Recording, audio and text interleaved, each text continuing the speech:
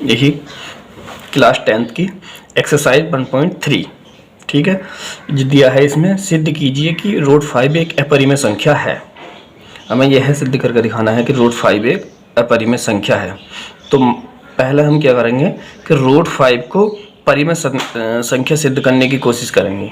अगर वह परिमेय संख्या सिद्ध न हुई तो इसका मतलब क्या हुआ कि वह अपरिमेय संख्या है, ठीक है। जैसे कि हमने माना है, माना रूट 5 एक परिमेय संख्या है। अगर रूट 5 एक परिमेय संख्या होगी तो उसका रूप क्या होगा, पी अपॉन क्यू, क्योंकि हम जानते हैं कि परिमेय संख्या का रूप क्या होता है, पी अपॉन क्यू, जहाँ क्यू 0 के बराबर नहीं होता है, ठीक है। तो जब और दूसरी शर्त क्या होती है, पी और क्यू क्या है, सहभाज्य संख्या है। सहभाज्य का मतलब आप जानते हैं कि जिनका जो है गुणनखंड केवल एक ही हो। जब सहभाज्य है तो इसमें परिमेय संख्या में सिद्ध करने के लिए क्या होता है, HCF एक होना जरूरी है। पी और क्यू की गुणनफल केवल एक ही हो, ठीक है। ये जो है एक प्रोसीजर है। पी और क्यू सहभाज्य संख्याओं और अतः HCF पी क्यू बराबर 1 होना चाहिए, ठीक है। अब यहाँ से हम सवाल चालू करते हैं।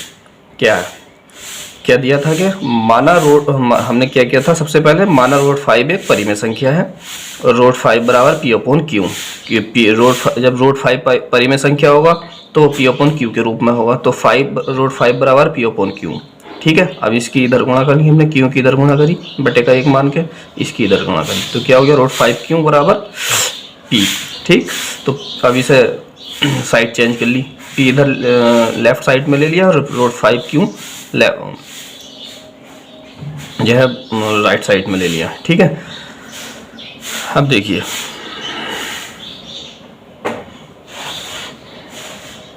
दोनों पक्षों का वर्ग करने पर, जब दोनों पक्षों का वर्ग करेंगे तो ये पी स्क्वायर हो जाएगा और इसके ऊपर होल का वर्ग हो जाएगा। जब इसे खोलेंगे तो इसका रूट हट जाएगा, अंडर रूट। हम जानते हैं कि जब रूट 5 की और रूट 5 से गुणा करते हैं तो क्या आता, रूट 5, ठीक है। तो इसी तरह से जब इसका वर्ग करा तो ये रूट हट गया और ये पी स्क्वायर हो गया। ये क्या होगी, समीकरण 1। अब यहाँ पे देखना होगा, यहाँ पे क्या है 5, तो ये p क्या होगा, 5 से विभाजित होगा। जैसे कि हमने लिख रहा है, चूंकि पी स्क्वायर 5 से विभाजित है, ये क्योंकि गुणांक में जो 5 है ये 5 से विभाजित है, क्योंकि यहाँ पर समीकरण जो हमारी परिमेय है पी अपॉन क्यू, जो p क्या है q से विभाजित है, q का गुणांक क्या है 5, तो 5 से भी विभाजित होगा, ठीक है। तो यहाँ पर जो है चूंकि हम लिखेंगे यहाँ पर कि पी स्क्वायर 5 से विभाजित है, अतः यहाँ पे लिख दिया हमने पी स्क्वायर 5 से विभाजित है, अतः पी भी 5 से विभाजित होगा, क्योंकि अगर स्क्वायर है, जैसे क्या यहाँ पे ये क्या है, रूट 9, ये 9 है, नो ले लो, ये कैसे 3 से विभाजित है,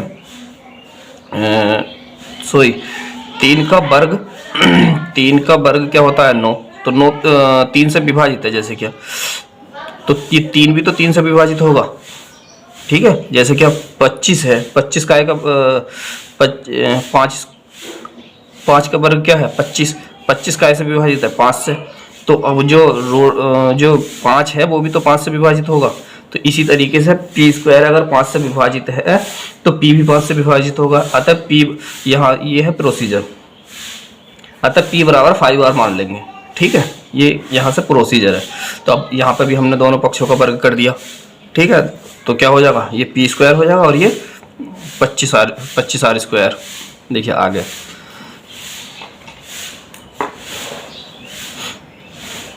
पी स्क्वायर और 25r स्क्वायर हो गया, ठीक। अब पी स्क्वायर का मान समीकरण 1 जो पहले थी हमारे पास, समीकरण 1 क्या है, समीकरण 1 क्या है, पी स्क्वायर बराबर 5q स्क्वायर, ठीक। तो पी स्क्वायर का मान समीकरण 1 में रखने पर, तो हमने यहाँ पर रखा, तो पी स्क्वायर का मान समीकरण 1 में रख दिया, तो क्या हो गया 5q स्क्वायर, ये देखिए ये ले लिया हमने 5q, और पी स्क्वायर के स्थान पे क्या रखेंगे हम 25r स्क्वायर, ठीक।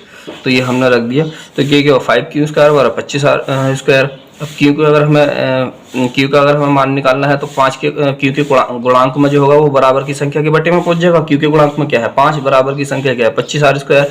तो अगले स्टेप में क्या होगा कि वो बराबर में बटे में पहुंच गया, 5 से 5 बार कट गया, तो ये क्या हो गया क्यू स्क्वायर बराबर 5 स्क्वायर 5 आर स्क्वायर। ठीक है।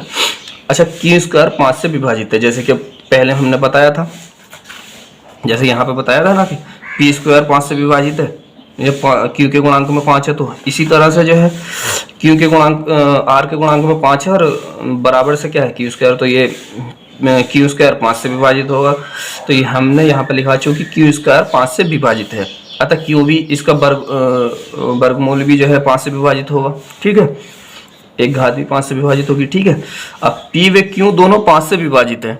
ठीक है, अतः HCF पी क्यू बराबर 1 नहीं है, और हमें सिद्ध क्या करके दिखाना था कि HCF अगर 1 होगा तभी रूट 5 एक परिमेय संख्या होगी। ठीक है, और जबकि यहाँ पर HCF क्या निकल कर आ रहा 5, क्योंकि 5 से क्यू भी 5 से विभाजित है और पी भी 5 से विभाजित है, तो HCF क्या होगा 5 होगा। तो अतः HCF 1 है।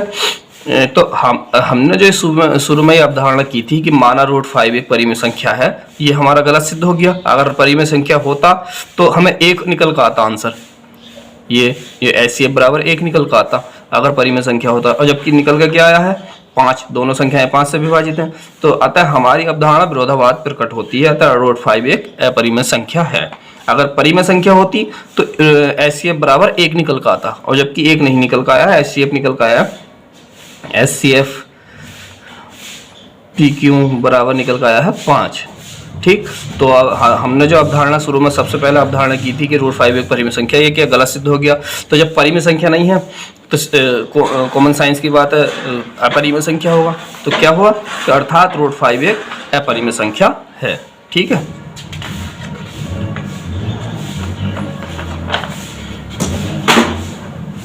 अब देखिए सवाल नंबर 2 है प्रश्नावली 3.1 का, सॉरी 1.3 का सवाल नंबर 2। सिद्ध कीजिए कि 3 + 2 रूट 5 एक अपरिमेय संख्या है। इन सभी सवालों का करने का तरीका ये होगा कि पहले अगर वो अपरिमेय संख्या सिद्ध करा रही है तो पहले उसी संख्या को हम परिमेय संख्या मान लेंगे। ठीक है, अगर वो परिमेय संख्या मान लेंगे तो HCF हमें जो है 1 सिद्ध करके दिखाना होगा। ठीक है, जैसे कि अब माना 3 + 2 रूट 5 एक परिमेय संख्या है, अर्थात 3 + अगर परिमेय संख्या है तो P/Q के रूप में होगी, तो 3 + 2 रूट 5 बराबर P/Q, जहाँ Q 0 के बराबर नहीं है वह HCF PQ बराबर 1। ठीक है, अब जैसे कि ये क्या है 3 + 2 रूट 5 बराबर P/Q, हमने 2 रूट 5 को प्लेन रहने दिया और 3 जो है बराबर के निशान से इधर ले गया। ठीक है, तो ये क्या हुआ 2 रूट 5 P/Q - 3, अब रूट 5 जो है ऐसे ही रहने दिया और जो 2 है बराबर के निशान के बटे में पहुंच गया वो। तो अब ये देखिए ये है P/Q - 3/2 एक परिमेय संख्या, हम जानते हैं अच्छी तरीके से कि एक परिमेय संख्या है, P/Q के रूप में है और सभी संख्याएं पूर्ण भी हैं, तो ये परिमेय संख्या है। वे हम जानते हैं कि यह परिमेय संख्या, और हम यह भी जानते हैं कि रूट 5 एक अपरिमेय संख्या है। तो ये परिमेय संख्या ये अपरिमेय संख्या ये दोनों बराबर नहीं है, जैसे कि हमने लिख रखा है। वह हम जानते हैं कि रूट 5 एक अपरिमेय संख्या है, क्योंकि मैंने आपसे पहले ही बताया था कि जितनी भी अंडर रूट के अंदर में ये संख्या आती हैं रूट 2, रूट 3, रूट 5, रूट 7, ये क्या है सब ये अपरिमेय संख्या है। अपरिमेय संख्या, अच्छा परिमेय संख्या क्या होता है 2/3 या 4/3, ये जितनी भी पूरी संख्याएं होती हैं वो परिमेय संख्या होती है। तो जैसे कि हमें पता चल गया है कि P/Q - 3/2 ये एक परिमेय संख्या है और रूट 5 एक अपरिमेय संख्या है। तो यही हमने लिखा भी है कि P/Q - 3/2 एक परिमेय संख्या है, और वह हम जानते हैं कि रूट 5 एक अपरिमेय संख्या है, अर्थात रूट 5 ये जो डज नोट P/Q - 3/2, मतलब 5 जो है पी अपॉन क्यू माइनस 3/2 के बराबर नहीं है। ठीक है, तो अतः हमारी अब हमने जो सबसे शुरू में अवधारणा की थी कि 3+2√5 एक परिमेय संख्या है, तो वह क्या निकली? विरोधाभासक निकली। ये विरोधाभासक निकली, हमने जो अवधारणा मानी थी ये गलत निकली। तो इसलिए 3+2√5 बराबर क्या होगा? एक अपरिमेय संख्या होगा। ठीक है, क्योंकि हम इसे जो है परिमेय संख्या सिद्ध नहीं कर पाए। तो अगर परिमेय संख्या सिद्ध कर देते तो ये हमारी ये 3+2√5 जो है परिमेय संख्या हो जाती। तो जो है परिमेय संख्या सिद्ध नहीं कर पाए, तो ये क्या है? अपरिमेय संख्या है। ठीक है, ये अगला क्वेश्चन भी ठीक इसी तरह का है। अगले क्वेश्चन में क्या है? सिद्ध कीजिए कि निम्नलिखित संख्याएं अपरिमेय संख्या है। कौन कौन सी दे रखी है? 1/√2, 7√5, 6+√2। इन तीनों सवालों में एक ही कंडीशन अप्लाई होनी है, जैसे कि हम करते चले आ रहे हैं। ठीक है, क्या करना है? पहली संख्या सिद्ध करेंगे। पहले 1/√2 ले लिया, तो क्या सिद्ध करके क्या दिखाना है हमें? अपरिमेय। तो पहले उसे परिमेय संख्या मान लेंगे कि परिमेय। अगर वो परिमेय होगी तो पी अपॉन क्यू के रूप में होगी, और क्यू जहां 0 के बराबर नहीं होगा और HCF 1 होगा। ये हर सवाल में यही होना है। ठीक है, कि पी अपॉन क्यू के जब परिमेय संख्या हम मान रहे हैं तो परिमेय संख्या का रूप क्या होता है? P upon Q. तो जो भी परिमेय संख्या जो हमने मानी है, हालांकि परिमेय संख्या नहीं है लेकिन हम मान रहे हैं, हम इसे सिद्ध करने की कोशिश करेंगे कि ये परिमेय संख्या है। अगर ये परिमेय संख्या सिद्ध नहीं हुई तो कॉमन साइंस की बात है, वो संख्या हमारी अपरिमेय होगी। ठीक है, तो 1/√2 बराबर पी अपॉन क्यू, जहाँ क्यू 0 के बराबर नहीं है और HCF जो है इनका 1 निकल का आएगा। ठीक है, यदि 1/√2 परिमेय संख्या है, तब √2 भी परिमेय संख्या होगा, उसका जो है उल्टा भी परिमेय संख्या होगा। हम जानते हैं यदि 2/3 परिमेय संख्या है, परिमेय संख्या, तो 3/√2 इसका उल्टा भी तो परिमेय संख्या होगा। या √2 अपरिमेय संख्या है, मान लीजिए अपरिमेय संख्या है, तो 1/ इसका उल्टा भी तो अपरिमेय संख्या होगा। तो ठीक यही हमने किया है। अगर 1/√2 परिमेय संख्या मान है, यदि 1/√2 परिमेय संख्या है जैसे कि हमने यहाँ पे माना है, तो फिर √2 भी तो परिमेय संख्या होगा, इसका उल्टा भी तो परिमेय संख्या होगा पलटने पर। ये हमने अब यहाँ पे जो है पलट, ये जो है 1/√2 बराबर परिमेय संख्या है, तो दोनों को उल्टा करा, तो √2 ऊपर पहुंच गया, इधर क्यू ऊपर पहुंच जाएगा। देखिए क्यू ऊपर पहुंच गया, क्यू अपॉन पी हो जाएगा। हाँ, पी अपॉन क्यू था, यहाँ पे क्या हो जाएगा? क्यू अपॉन पी हो जाएगा। ठीक है, जब ये क्या हो गई? समीकरण 1। अब पी अपॉन क्यू एक परिमेय संख्या है। ठीक है, क्योंकि हमने मानी है पी अपॉन क्यू एक परिमेय संख्या है, तो हम जानते हैं कि √2 एक अपरिमेय संख्या। हमने पहले ही बताया कि जितनी भी रूट के अंदर में संख्याएं आती हैं, ये जितनी भी √2 के अंदर में संख्याएं, ये क्या है? अपरिमेय संख्या है। और माना क्या है हमने? P upon Q upon P के माना हमने परिमेय संख्या है। तो √2 ये दोनों, ये परिमेय संख्या है, ये अपरिमेय संख्या। तो इसका मतलब ये जो हमने बराबर का निशान कर रखा है, तो ये गलत है। तो क्या लिखेंगे हम? क्यू अपॉन पी एक परिमेय संख्या है, तथा हम जानते हैं कि √2 एक परिमेय संख्या है। क्यू अपॉन पी परिमेय संख्या है, क्यू अपॉन पी परिमेय संख्या, और हम जानते हैं √2 पर अपरिमेय संख्या है। तो √2 बराबर नहीं है क्यू अपॉन पी, √2 बराबर नहीं है क्यू अपॉन पी के। ठीक, ये लिख दिया हमने। अतः √2 बराबर नहीं है पी अपॉन क्यू के। तो अर्थात 1/√2 भी अपरिमेय संख्या होगा। जब √2 अपरिमेय संख्या है तो 1/√2 भी अपरिमेय संख्या होगा, क्योंकि हमने जो शुरू में अवधारणा की थी कि 1/√2 परिमेय संख्या है, उसे हम सिद्ध नहीं कर पाए। ठीक है, तो अब 1/√2 भी अपरिमेय संख्या होगा। ठीक, इसी तरीके से हम 7.5 वाला, इसे पहले परिमेय संख्या मान लेंगे। क्या करा? देखिए, माना 7.5 परिमेय संख्या है। जब परिमेय संख्या है तो पी अपॉन क्यू के रूप का होगा, और क्यू जो है 0 के बराबर नहीं होगा, HCF 1 होगा। ठीक है, अब जब 7.5 बराबर पी अपॉन क्यू है, तो 7 को बटे में पहुंचा दिया। ठीक है, तो बटे में पहुंच गए, तो √5 बराबर पी अपॉन 7√5। हम जानते हैं कि ये क्या है? परिमेय संख्या। पी अपॉन क्यू का रूप क्या है? परिमेय संख्या होता है। और √5 क्या है? रूट के अंदर की हमने पहले ही बता चुके हैं क्या परिमेय संख्या है। हम जानते हैं कि यह एक परिमेय संख्या है, और हम ये भी जानते हैं कि यह एक अपरिमेय संख्या है। तो इसका मतलब √5 बराबर नहीं है पी अपॉन 7 क्यू के। हम जानते हैं कि p अपॉन 7 क्यों एक परिमेय संख्या है, और अतः हमारी अवधारणा जो है विरोधाभासक होगी, जो कि हमने शुरू में माना था।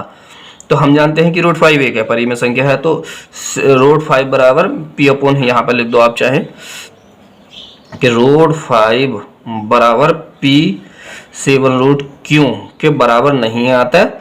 हमारी अवधारणा गलत हुई है। 7√5 अपरिमेय संख्या, जैसे कि मैंने लिख रखा है, अपरिमेय संख्या है। ठीक है, ऐसी सवाल नंबर 3 होगा।